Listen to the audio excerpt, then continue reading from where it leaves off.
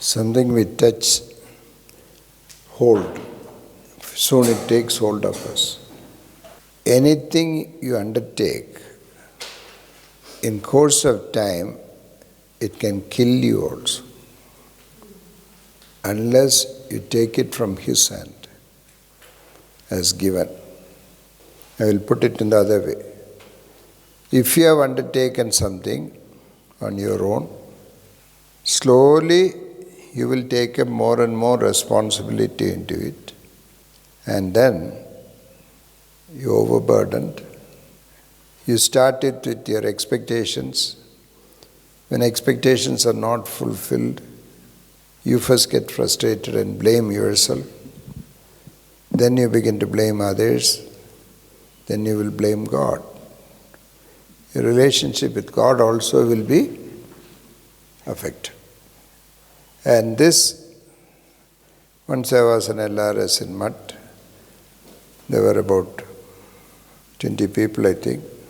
I divided them into 3 or 4 groups.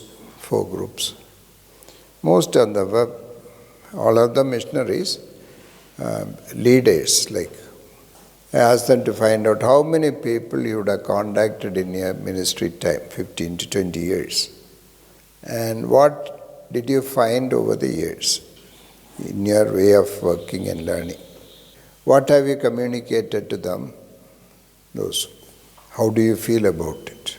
They came back with very, very, very clear things.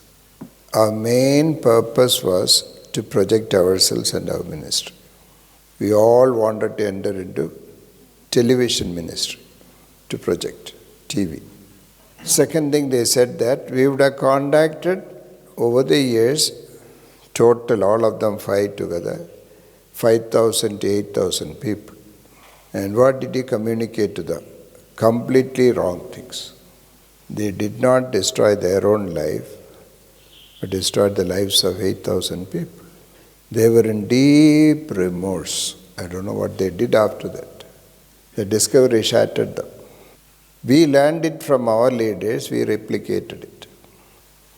We were never serving anyone, we were only doing the other thing. Organization is flourishing. In a garden, the weeds will flourish when the plant will not grow.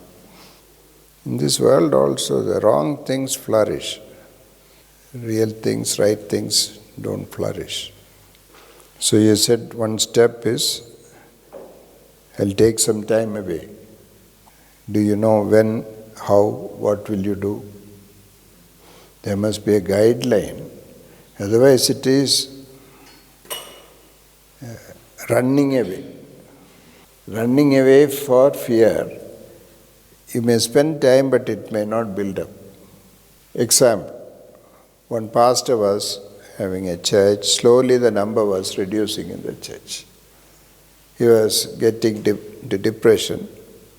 One day when he came back, the number was so low, he told his wife, I am stopping my ministry, I am not going anymore. And he took leave and went off for a few months to a secluded place. He studied the Bible again. He wrote a small book. Success is not number. Small book. He writes first sentence, when I went to seminary, they taught me success is number. How many people in the church? How many co-pastors? How much is your collection? How many Sunday schools? How many branches? Everything was number. When I studied Bible, I recognized success is not number. First thing. Second thing he writes, success is remain hidden. Success is remain hidden. Then few more topics. Success is loving. Success is giving. He came back after 6 months. He was guided to arrange an evangelistic meeting for large number. But he and his friends and relatives, 12 or 15 of them were there. He was very happy. I did what you wanted me, Lord. He came back. There was no complaint for him. So he was able to move forward in a different way. So the rest must be planned to recover, redirect.